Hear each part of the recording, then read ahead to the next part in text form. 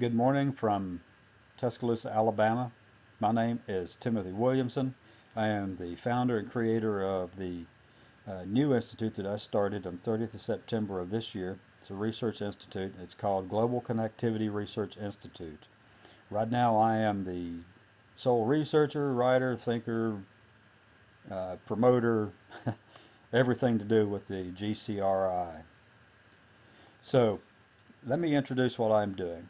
What you're looking at on your screen is it's a Kumu mapping of global connectivity.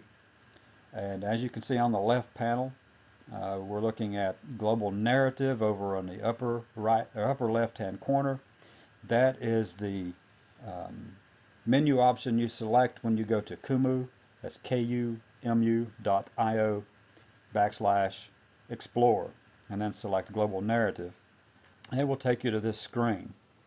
Now, this material is copyrighted by me, Timothy Williamson.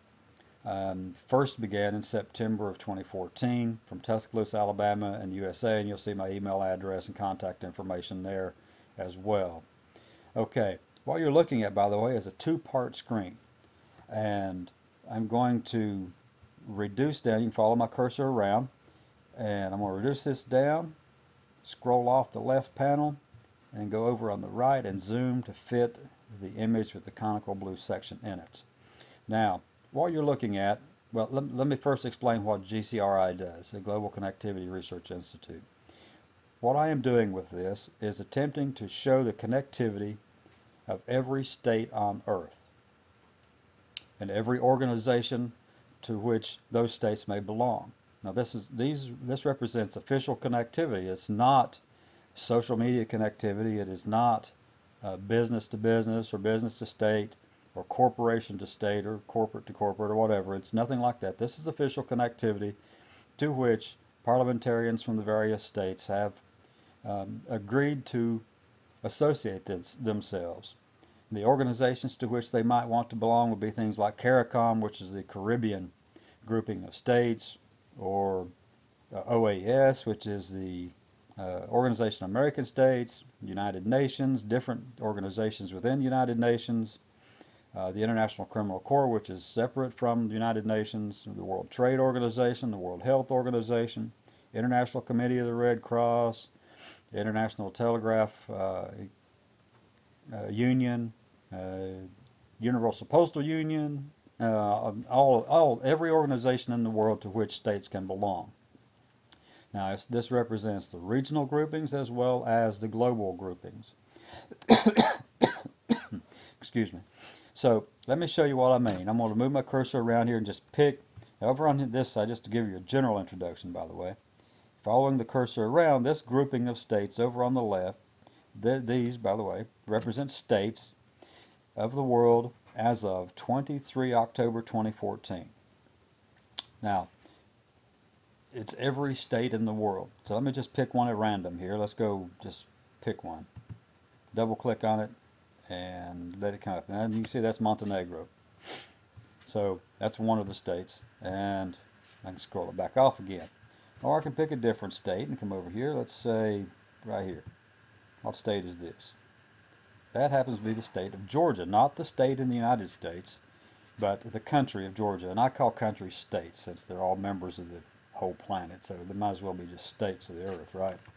So let me reduce this again, and you can notice that what happened was this also increased in size, and now you can see Georgia has popped out. Georgia right here, got the British Virgin Islands, Suriname, Dominican Republic, New Caledonia, Gibraltar, Cuba.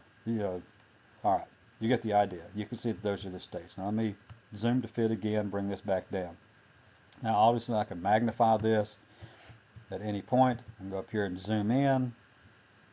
I can zoom in some more. Let's zoom in and we'll just start right here on the right hand end of the conical blue section. And you can see these are all labeled. The dots are labeled. Now to give you an idea what this means, if you follow the sequence of dots across through here, here you have 1864, then 1865, 1873, and you can click on any one of these things. You can put your cursor on it and click on it, and it will bring it up and tell you what that is. That's the World Meteorological Organization. You can see all the countries that belong to that. Over here you've got the International Telegraph Union, and on the left-hand side it gives you the description, information, contact, resources, and references for that particular link. You can see how it works. So down here, this would be the International Committee for the Red Cross. But you get the idea now. You can see how it works. Now, each of these are sequential. That's why I call it a dynamic mapping. Each block from here to right there represents 1 year. Then from here, that's over to 3 years. You can see the idea. It jumps up sequentially. 1874, 1875. It's followed each block size represents 1 year of activity. Now, from what happened in 1864, 1863, 1865, what happened? Well, we were in the middle of the Industrial Revolution, and it was kicking off quickly. States were starting to connect together. They had to find ways to communicate and travel and protect intellectual property. All those kind of things were going on. So naturally, the requirement or the need for consistency in communications, consistency in contact, uniformity basically, was needed, absolutely necessary, essential for a world that was growing more and more interconnected.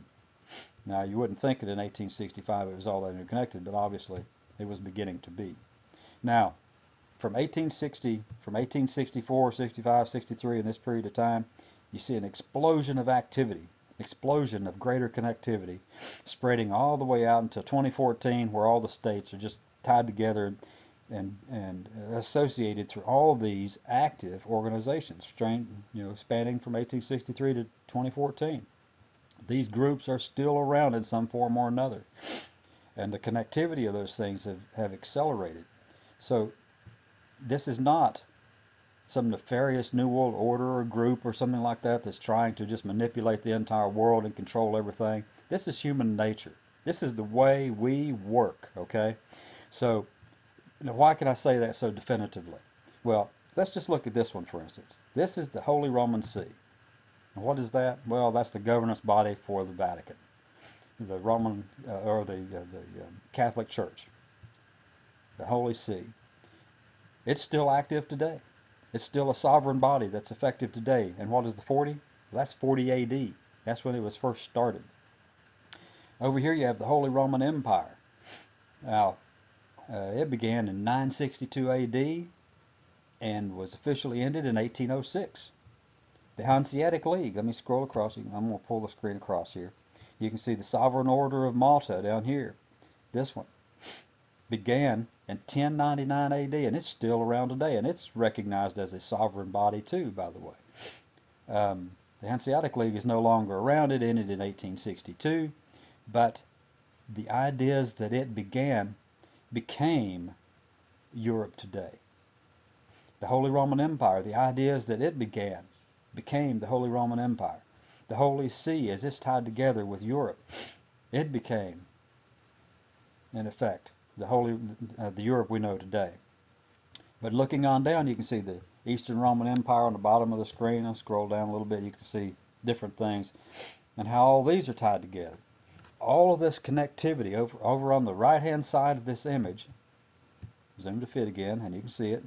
The names do go away, but you can bring them back up by zooming out. But you can see that all this connectivity over on the right-hand side, over in here, this is from the Neolithic era, 14,000 BC, stuff like that. And then farming began. When farming began, connectivity increased globally. Trade became a dominant force that began to tie states and peoples together. We exchanged ideas, exchanged technologies. The sharing of that information, the sharing of knowledge that began over in here at the edge of the Neolithic era, transitioning into the farming era. Now this time scale over here, by the way, is not to scale. This is just from over in this area on back. This is not to scale because of the span of years that are involved.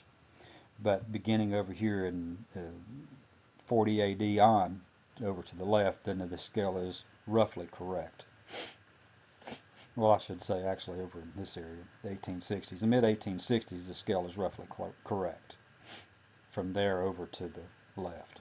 Okay, now what's going on here? What do we see? What does this mean for us today? Well, it means that connectivity is a natural human phenomenon. It is not something nefarious. It is not evil. It is not bad. Um, Things will change. All of these groupings may come and go. The different connectivity that we have, it will be transformed or changed, and some will go away. All that happens. That's natural.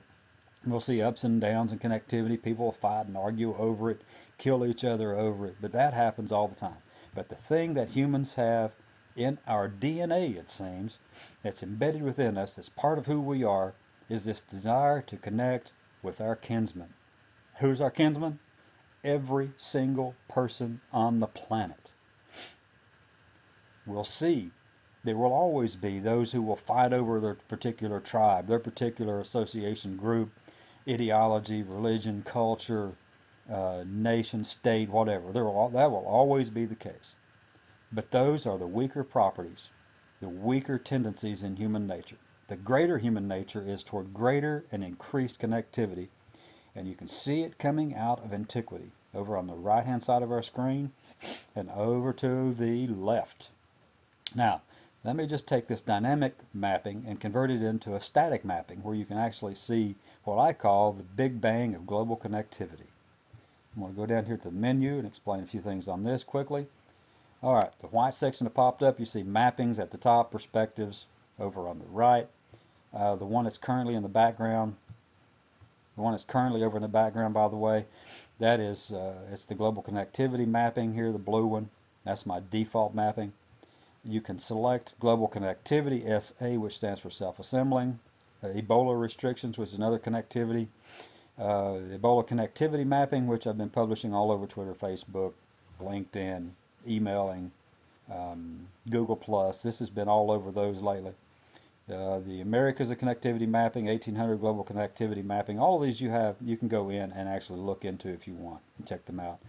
Perspectives give you different ways of looking at that information.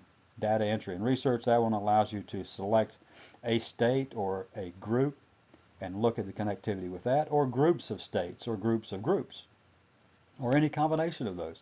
You can select any one that you want. You can select the USA and see how the United States is connected to Myanmar, or you can see how the United States is connected to, I don't know, the World Health Organization, or the BIPM. You can, in that area you can do anything you want. But anyway, the one I want to go to now is the SA, self-assembly. Now watch what happens when I click on this. What you're looking at, the tree in the middle, that's Kumu's proprietary symbol.